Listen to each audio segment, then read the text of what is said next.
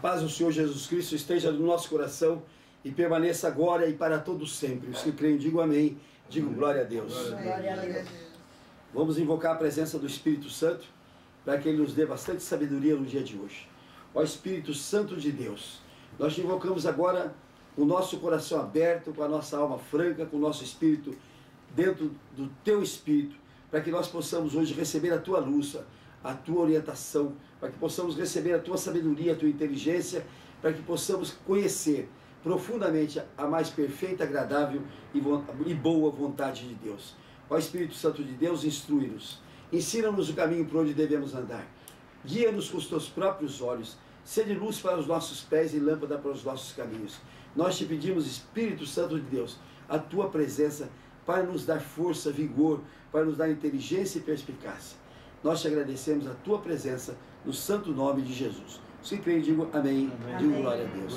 Digo todos comigo, Senhor Jesus, nós declaramos que estamos reunidos aqui agora no Teu nome. Vem cumprir a Tua promessa, vem estar conosco. Jesus disse que quando duas ou mais pessoas se reunissem no Seu nome, Ele estaria no meio delas. E Ele disse: eis que estou convosco todos os dias até a consumação dos séculos. Então nós sintamos a presença real, efetiva do Senhor Jesus agora junto de nós. Uma presença maravilhosa, presença daquele que se preocupa conosco e quer estar conosco todos os dias da nossa vida. Sintamos essa presença. E aproveitemos a presença de Jesus para nós confessarmos a Ele os nossos pecados. Digam todos comigo: Senhor Jesus, nós confessamos todos os nossos pecados, todos os nossos erros, todas as nossas faltas que fizemos por pensamentos, palavras, obras e omissões. Quando a gente confessa um pecado, Davi diz que o nosso corpo se torna em vida, e os nossos ossos que estavam se secando, eles passam a ter vida outra vez. E já que confessamos os nossos pecados, vamos aproveitar para pedir ao Senhor Jesus perdão por eles e pedir declarar o nosso arrependimento e pedir as forças para não pecarmos mais. Todos digam comigo: Senhor Jesus, nós declaramos o nosso arrependimento pelos pecados que cometemos. Te pedimos a força para não pecarmos mais e te pedimos perdão por todos eles, no Teu santo nome. Nesse momento, o Senhor Jesus disse que os nossos pecados foram jogados no fundo do oceano, para nunca mais Ele se lembrar deles. Creiamos nessa declaração de Cristo e vamos sentir aliviados dos nossos erros e vamos fazer a maior força para não errarmos mais, para não pecarmos mais. Os que creem, digo glória a Deus, digo amém. Vamos meditar agora sobre alguns fatos que a gente viu nos jornais e que a gente vai passar para a Escritura Sagrada. Aqui nós temos um fato que nós comentamos alguns dias atrás, sobre que no Uruguai, né, a Câmara ia descriminalizar o aborto. E hoje, essa noite, a Câmara Federal do Uruguai descriminalizou o aborto até 12 semanas da gravidez. Então, 12 semanas são justamente 3 meses. Então, lá tornou-se permitido o aborto até 3 meses do nascimento do feto. Muita gente discute quando começa a vida realmente. Alguns dizem que a vida começa com 4 meses, com 5 meses, com 6 meses. Outros dizem que a vida começa na concepção. Então essa discussão, que ainda ninguém chegou a um acordo, é que permite umas leis dessa natureza, desta forma. Nós comentamos aqui também daquele filme Ted, que era um filme onde o ursinho, um símbolo de criança, ele dizia que não estudava, não trabalhava e se drogava e era um ursinho feliz. E aquele deputado havia se oposto contra isso e dizia que ia entrar no Congresso para que o filme fosse proibido, ainda até para gente grande. Agora ele voltou atrás e hoje nós temos aqui um ministro que diz que a classificação desse filme Ted é para maiores de 16 anos. Então ele diz que até os 16 anos esse filme não pode ser visto. Mais de 16 anos para cima pode ser visto. Aí nós vamos ficar com a seguinte observação. Será que hoje, a gente costuma dizer que a nossa criança hoje evoluiu, a nossa criança está mais madura, a nossa criança está mais amadurecida? Será que isso é verdade? Será que isso é verdade? Se isso fosse verdade, a gente não ia ver tanto desatino como nós estamos vendo na nossa criançada, a partir até dos 14 anos, dos 13 anos, né? Nós estamos vendo uma libertinagem total, que eles dizem a título do livre-arbítrio e dizem a título do amadurecimento do jovem, e diz que isso acontece a título de uma total liberdade que o jovem tem de escolher o seu caminho. Mas nós estamos vendo que essas escolhas não têm sido felizes, que essas escolhas não têm sido certas, primeiro, aumenta o número de jovens presos, porque estão vivendo uma vida irregular. Olha aqui, só na capital de São Paulo, nós temos 2.834 jovens internos, né, infratores, que infringiram a lei e que estão internos numa pré-cadeia. Porque a chamada FEBEM, a chamada prisão de menores, ela nada mais é do que uma pré-cadeia, é um pré-presídio. Dificilmente esse menor que ali está, dificilmente ele vai conseguir evitar amanhã ou depois a sua reclusão numa cadeia, numa penitenciária por muitos e muitos anos.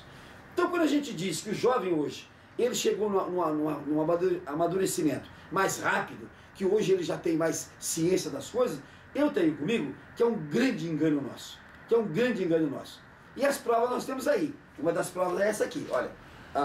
Nós temos aqui 2.836 aqui só em São Paulo, internos, infratores, que estão nas casas de menores e possivelmente jamais sairão da sequência de prisão e depois de penitenciário. Então nós estamos vendo que o jovem não amadureceu ainda. E como é que o jovem podia ter amadurecido? Se os lares se desfizeram. Se os lares hoje não têm mais aquela segurança que tinha antigamente. Se hoje a família perdeu toda a sua força, perdeu a sua união. Como é que nós podemos imaginar que o jovem nascido nesse ambiente, vivendo nesse ambiente, ele possa ter mais amadurecimento para se livrar dos problemas desse mundo? É um engano tão grande que se comete, que nós vamos ver que a situação, olha aqui, Dilma faz um plano para tirar 38 mil crianças dos abrigos. Nós temos hoje, já na idade infantil, 38 mil crianças em abrigos oficiais, sem contar as creches particulares, sem contar as escolas infantis particulares. Nós temos 38 mil crianças em abrigos, crianças abandonadas, crianças sem nenhuma chance, crianças de lares desfeitos, crianças de lares irresponsáveis, criança de lar cuja mãe não pode ficar com seu filho porque tem que trabalhar, criança de lares que não tem pai, criança de lares que não tem origem. Então vejam se nós podemos dizer que hoje a fase juvenil ela é mais precoce, ela é mais madura do que antigamente. Pelo contrário, hoje ela é pior. E nós vemos aí jovens cometendo crimes inomináveis, crimes truculentos, cometendo ainda na idade de 18, 19 anos, frutos de quê? De um lar dissoluto, frutos de quê? De um abandono da mãe, frutos de um abandono no pai, frutos de abrigos que não ensinam a espiritualidade para as crianças, fruto de crianças que desde os 12, 13 anos já estão em abrigos de menores de menores infratores. Então nós estamos vendo que isto que a gente imagina que seja uma criança mais evoluída, é uma criança mais perdida do que antigamente. Nós precisamos urgentemente cuidar de modificações na nossa vida, modificações na nossa estrutura, modificações na nossa conduta. Aqui nós vemos, por exemplo, esse filme. Quanto malefício vai fazer esse filme com uma mensagem subretícia, uma mensagem que entra na mente da criança desde pequeno, com 5, 6 anos, sentada na frente de uma televisão e já vendo um ursinho que se gloria de não trabalhar, que se gloria de não estudar, que se gloria de se drogar e viver feliz. Essa criança vai dizer, mas então o caminho é esse. Se esse ursinho aí é tão feliz assim, eu também não vou mais estudar, eu também não vou mais trabalhar, também não vou fazer mais nada, e eu vou me drogar porque o caminho é este. Então nós estamos hoje vivendo um tempo de total depauperação, de total apodrecimento da família, da sociedade, de todas as nossas instituições, porque aquilo que nós pensamos que é precocidade é um destempero, é uma coisa errada que nós estamos pontuando dentro desse país. Aí nós encontramos aqui uma coisa que dói o nosso coração. Sabe por quê? A prefeitura, não vamos defender prefeito, não vamos defender político, nada disso. Mas a prefeitura fez aqui no centro, um complexo que chama-se Complexo Prates. E esse complexo tinha a capacidade de atender 1.200 jovens. 1.200 jovens. Porque a Cracolândia aqui no centro é um depauperio, é uma coisa terrível. Moços completamente sem nenhuma noção de vida, completamente largados, sujos, imundos, perambulando para a rua, completamente drogados. E a prefeitura fez aqui um abrigo para 1.200 jovens. Nós vamos dizer que é pouco, porque consta que nós temos aqui no centro de São Paulo 6.000 jovens nessa situação. Então esse abrigo iria ter 1.200, um quinto daquilo que é necessário. É pouco, mas é uma iniciativa. Mas olha o que acontece. Apesar de estar funcionando já há 6 meses, até agora passaram por lá apenas 280 jovens. Então, além de ser pouco para o número de drogados que nós temos aqui no centro, além de ser pouco, ainda pelo pouco que tem, pouca gente vai lá. E sabe por que o drogado não vai lá? Porque existe uma intenção, digamos assim, das pessoas que lutam pelos direitos humanos, e não vai aqui nenhuma crítica àqueles que lutam pelos direitos humanos, porque eu, como advogado, não posso deixar de também lutar pelos direitos humanos, mas nós temos que ter a concepção do que é direito humano. Os direitos humanos dizem que nós não podemos, primeiro, criminalizar o drogado. Segundo, nós não podemos forçar o drogado a ir para uma estação de tratamento. Não podemos forçar. Fica na vontade do drogado. Então, isso chama-se defesa dos direitos humanos para algumas pessoas. Agora, eu sou defensor dos direitos humanos, sou advogado há 53 anos, luto na advocacia e acho que nós temos de ter o direito humano consagrado. Agora eu pergunto, será que esse jovem, completamente drogado aí na rua, completamente zumbindo, sem nenhuma noção de nada, será que ele tem capacidade de se definir? Será que ele tem capacidade livre de dizer eu quero isto ou não quero isto? Será que nós podemos confiar no sim ou não desse drogado? Será que esse drogado tem a capacidade mental de dizer eu não preciso, eu não quero, eu não posso? Então, quando o drogado é abordado, ele diz eu não quero ir, o direito humano diz não, esse não pode mexer com ele. Na marra ele não pode ir, obrigado ele não pode ir. Tá bom. Agora vamos para a segunda parte.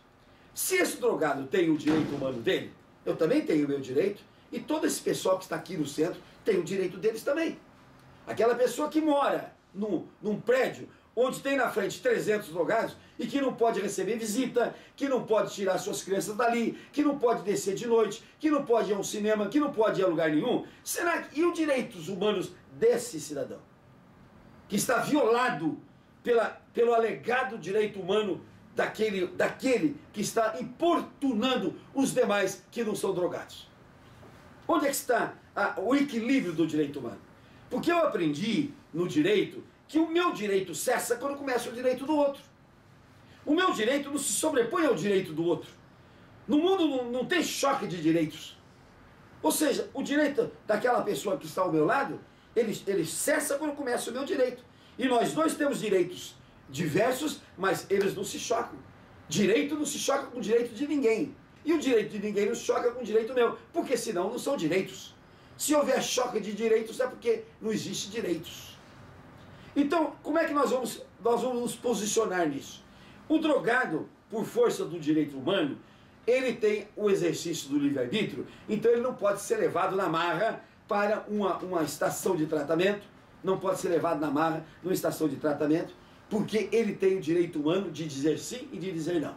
O que ele está fazendo não é crime, embora seja um inoportuno para a coletividade, mas o que ele está fazendo não é crime. Agora, como fica o direito dos outros? Então, como é que nós vamos fazer? Eu penso que nós temos de interferir no chamado livre-arbítrio do drogado, porque na minha concepção, ele não tem o livre-arbítrio. Ele não tem capacidade de decidir. Ele não tem a livre noção da decisão. Se ele não tem a livre noção da decisão, eu não posso deixar o livre-arbítrio para ele. Então, o internamento obrigatório tinha de ser uma lei no país. O internamento obrigatório tinha de ser uma lei no país. Nós não podemos deixar morrerem esses jovens, morrerem essas pessoas todas. Hoje são 6 mil, amanhã é 15 mil, depois da manhã é 50 mil, depois da manhã é 100 mil. E nós temos aqui no país, segundo estatísticas, 6 milhões de pessoas que estão se drogando. Então esse livre-arbítrio tinha de ser tirado pela lei, tinha de ser obrigatório. Pega-se o drogado e leva-se sim na marra para uma estação de tratamento, para ele receber ali uma desintoxicação, para ele receber ali remédio, para ele sair da droga, porque ele por si só, ele não consegue sair, e por si só ele não tem o livre-arbítrio, a vontade para sair. E se ele tiver o livre-arbítrio para ficar, nós que somos também titulares de direitos humanos, nós não podemos permitir isso. Nós não podemos permitir a degradação da cidade, a degradação social, que começa por eles. E eles degradam o restante. Então nós temos de colocar uma lei que o drogado seja obrigado a se sujeitar ao tratamento. Seja obrigado. Aqui, por exemplo, se fosse obrigado, nós teríamos lá 1.200 pessoas lá dentro, recebendo tratamento. Ah, mas o tratamento não é perfeito. Mas não é melhor um tratamento imperfeito do que tratamento nenhum? Não é melhor um tratamento que não seja lá 100%, que seja 80% ou 70% do que tratamento nenhum? Nesse negócio de droga, o diabo trabalha muito bem. No sul de Minas Gerais, tinha um pastor lá que tinha 10 casas de recuperação. Claro que ele não tinha, dentro da lei, a casa de recuperação. Ele não tinha todos os médicos necessários, todas as enfermeiras necessárias, todos os psicólogos necessários. E um dia o promotor mandou que ele fechasse as casas de recuperação. Ele ligou para mim e disse: doutor Francisco, o que eu faço? Falei: simples. Pega os ônibus que você tem aí e manda levar tudo para a porta do fora e larga lá. Larga lá. Você está tentando fazer uma coisa. Claro que você não tem todas as exigências legais. Mas não é melhor algo mais do que nada? Não é melhor alguma coisa mais do que nada? Então, o promotor que sabe o que tem de fazer, ele é bom para ler a lei, ele que resolve o problema, pronto, entrega lá e você sai da jogada, sai da parada. E foi o que ele fez e as casas foram reabertas no estado em que se encontravam. Então, vocês vejam bem que nós temos de modificar esse livre-arbítrio daquele que está na droga. Mas aí a gente pergunta, mas por que será que acontece isso tudo? Aí veja bem, vontade de provar coisas novas atrai o jovem para o álcool. Quer dizer, então tem uma menininha lá de 12 anos, um rapazinho de 13 anos. Aí eles querem novidade, gente. Eles querem novidade. Querem coisa nova. Não serve um estudo novo para eles. Não serve um trabalho.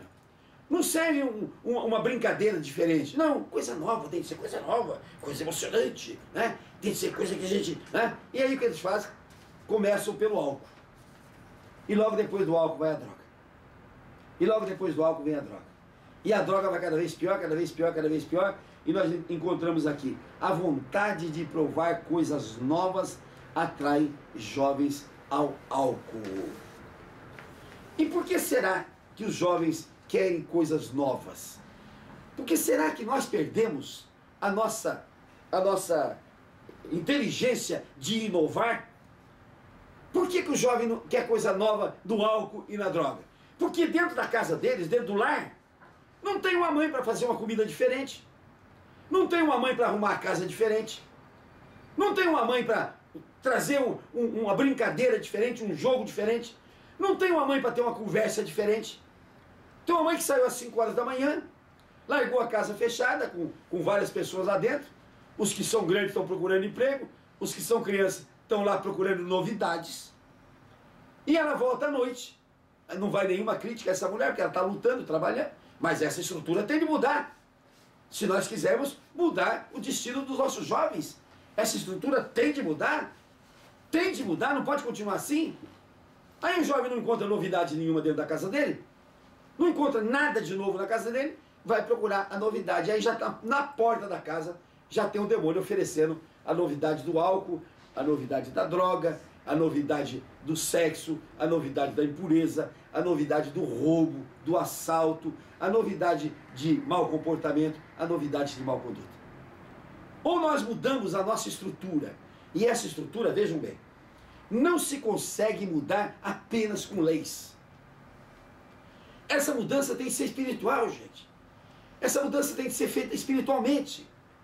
Se nós não fizermos a mudança espiritual na nossa geração, nós não vamos conseguir mudar nada.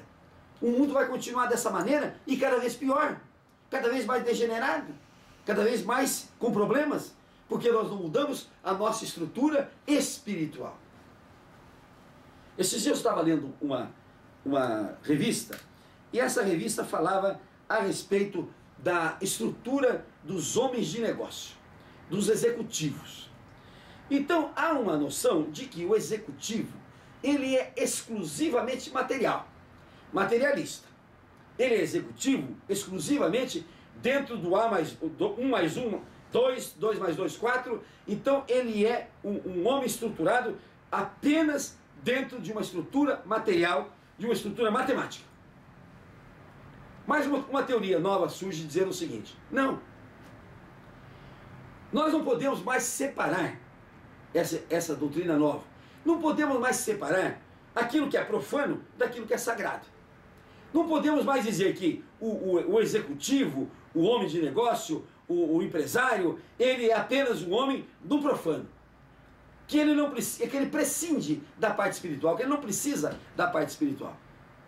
E a moderna teoria diz que não, que hoje não tem mais diferença entre profano e sagrado. Tudo é sagrado. Tudo é sagrado.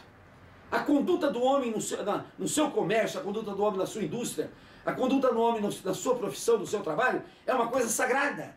É uma coisa sagrada que ele só vai exercitar se ele exercitar o sagrado dentro dele. Se ele exercitar o espiritual dentro dele. Se ele ficar apenas no campo material, ele vai ter uma educação material, ele vai viver materialmente, e aí é que está. O espaço de vida dele é curto. O espaço de vida dele é curto, porque esgotam-se os elementos materiais para ele continuar crescendo. Por isso que se diz que o homem aos 35 anos já não tem mais serviço no mundo moderno de hoje, já não tem mais trabalho no mundo moderno de hoje. Por quê? Porque só se olha a parte material dele. Porque ele foi educado para agir na parte material. Ele não invocou para si a parte espiritual, a parte sagrada, com a qual ele terá uma longevidade dentro da execução do seu trabalho. E aí nós vamos ver por que isso acontece. Vamos ver na Escritura Sagrada por que isso acontece. E vamos olhar aqui o ensinamento de Paulo. Aliás, essa teoria do sagrado, tudo sagrado, é de Paulo.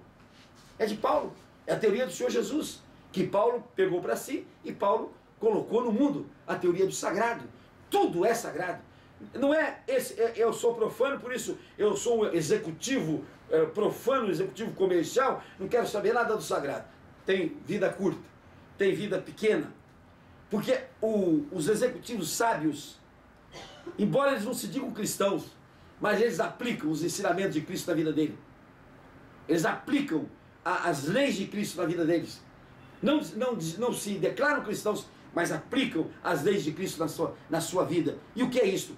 É tornar sacro, é tornar sagrado tudo o que eles fazem. Essa é a grande verdade. E Paulo aqui, na epístola aos Efésios, no capítulo 6, Paulo nos dá uma forma interessante de viver. Não, capítulo 5, mito. Efésios, no capítulo 5. Paulo diz assim: para que, segundo a riqueza, versículo 16, para que, segundo a riqueza da sua glória, vos conceda que sejais fortalecidos com poder, mediante o seu Espírito no homem interior. E assim habite Cristo no vosso coração pela fé, estando vós arraigados e alicerçados em amor. Então, olha o que Paulo diz. Olha, você, se você pensa que você é um homem material, se você pensa que você é um executivo material, se você pensa que você é um executivo profano, que você não precisa do nada sagrado na tua vida, eles não é assim. Você se municia, está escrito aqui, da riqueza da glória de Deus, da riqueza da glória de Jesus na tua vida, e para você ser fortalecido no seu espírito, com poder, mediante o seu espírito no homem interior. Aí a pessoa não leva para o campo sagrado a sua vida, não leva. Nós fizemos uma observação em muitos executivos, muitos homens de negócio, muitos homens que estão aí proeminentes, eles estão aqui, vai ver aqui a vida deles, aqui, eles não se dão com a esposa, são divorciados, não se dão com os filhos são infelizes, os filhos não têm carreira, não têm curso, os filhos não avançam. Por quê? Porque eles colocaram na vida deles exclusivamente um fator material para eles serem subordinados. Não, eu sou um executivo, interessa o número que eu ponho aqui, interessa os números que eu ponho na empresa, interessa a minha atitude numérica, me interessa o resultado que eu dou. Então, enquanto ele tiver esta mania, enquanto ele tiver esse objetivo, só material, ele ainda vai conseguindo levar. Mas aqui, atrás, o campo espiritual dele virou nada, virou uma bagunça. O lar desfeito, filhos completamente sem pai, sem mãe, sem ninguém, filhos completamente abandonados. E ele vai até uma altura, dali ele começa a degringola dele. Porque veja bem, não existe executivo que possa prescindir do apoio familiar, do apoio filial, do apoio da casa. Não existe. Ele pode até ir em determinado tempo, mas aquilo é efêmero. Aquilo é apenas de fogo, mais nada. De repente aquilo apaga e aquele executivo perde todo o seu brilho. Por quê? Porque não coloca dentro de si o amor que está em Cristo, o poder, a fortaleza que está em Cristo.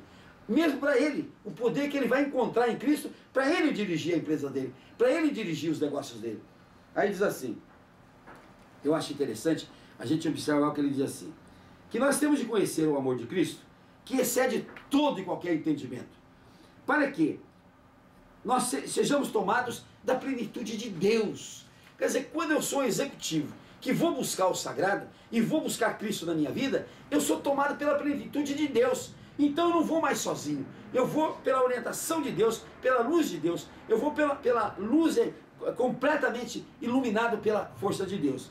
Aí ele diz assim, coisa interessante, que a gente tem de se esforçar diligentemente para preservar a unidade no espírito, no vínculo da paz, né? Para que a gente tenha esta força e para que a gente possa viver intensamente o propósito de Deus na nossa vida.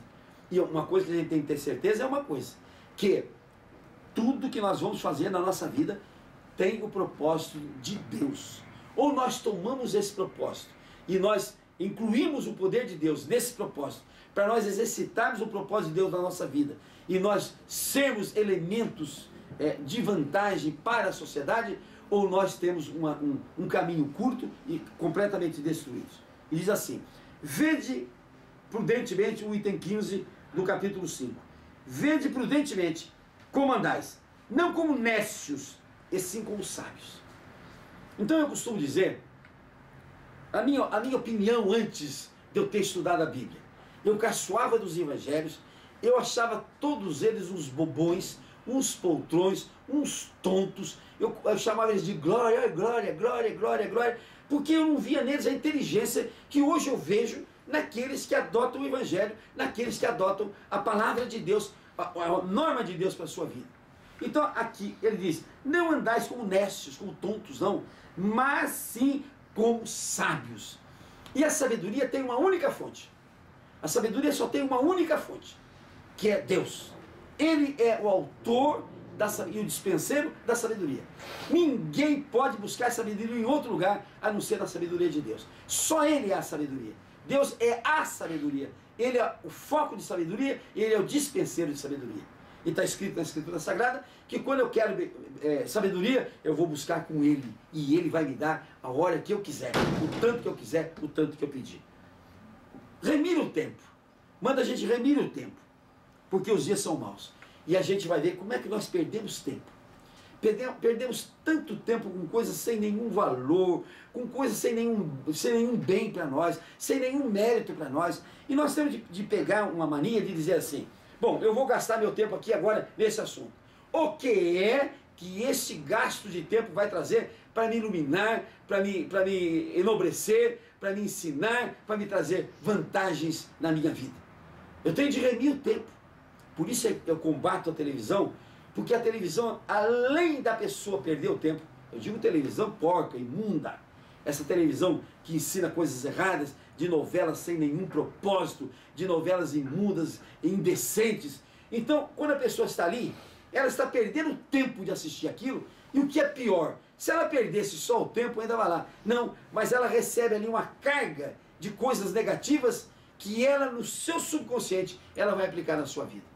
Ela recebe carga de desânimo, ela recebe carga de desmoralização, ela recebe carga de insinuações, ela recebe carga de torcimento da sua convicção, e ela vai viver daqui para frente recebendo aquela carga, e aquela carga é colocada nela com moça bonita, com homem bonito, com luz, com ambientes maravilhosos, porque dificilmente você vai encontrar uma novela onde exista pobreza, miséria, anarquia. Não, tudo bonito, tudo bacana, pessoas bonitas, pessoas bem vestidas, pessoas falando bem, pessoas esbanjando luxo, esbanjando riqueza. Então a gente olha aquela pessoa e aquela pessoa falando o que está falando, errado, a pessoa então no seu subconsciente ela diz, o caminho é esse mesmo, porque se ela está falando isso e tem tudo que ela tem, é porque o caminho dela está certo. Gente, a palavra de Deus, ela tem de vir na nossa vida. E não adianta a gente querer viver abstraído dela, separado dela. A pessoa que viver abstraído dela, separado dela, o caminho dela é na descida. O caminho dela é para o erro. O caminho dela é para a perdição. O caminho dela é para a desgraça. Essa é a grande verdade. Nós temos de buscar na palavra de Deus o caminho de nós andarmos na luz, de nós andarmos na sabedoria, de nós andarmos no engrandecimento da nossa vida, no engrandecimento da nossa família, no engrandecimento do nosso trabalho, no engrandecimento dos nossos amigos, no engrandecimento das pessoas que estiverem ao nosso redor. Só aí é que nós estamos cumprindo a nossa missão nessa terra, que é o propósito de Deus na nossa vida. Se creio, digo amém. Amém. Digo glória a Deus. Glória a Deus. Vamos orar para que Jesus nos dê esse entendimento de que nós temos de transformar na nossa vida tudo em sagrado. Tudo vai ser sagrado na nossa vida. Para que através do sagrado da nossa vida nós possamos ter uma vida completamente diferente, uma vida de vitória no nome do Senhor Jesus. Ó Senhor Jesus, nós te pedimos. Nos dá, Senhor, a sabedoria para vivermos como sábios, Senhor, e não como necios, como tontos dessa vida. Nos dá, Senhor, a sabedoria para que nós possamos remir o nosso tempo. Nos dá, Senhor, a sabedoria para que nós possamos entender que a Tua presença dentro de nós torna sagrada toda a nossa ação. Faz com que todos os nossos atos sejam sagrados. E assim, Senhor, diante do sagrado da Tua presença em nossa vida e do sagrado da nossa vida, nós vamos ter a vitória em Cristo Jesus. Se creio, digo amém. Digo glória a Deus. Oremos agora ao Pai Nosso. Pai nosso que estais no céu, santificado seja o Teu nome. Venha a nós o Teu reino. Seja feita a Tua vontade, assim na terra como nos céus. O pão nosso de cada dia nos dai hoje, e perdoa as nossas dívidas, assim como nós perdoamos aos nossos devedores, e não nos deixes cair em tentação, e nos livra, Senhor, de todo mal, porque Teu, Senhor, só Teu, é o poder, a honra e a glória para todos sempre. Amém. Que o Senhor Jesus nos abençoe, que nós tenhamos paz e prosperidade. Vamos nos ungir, porque a unção quebra todo o nosso jugo.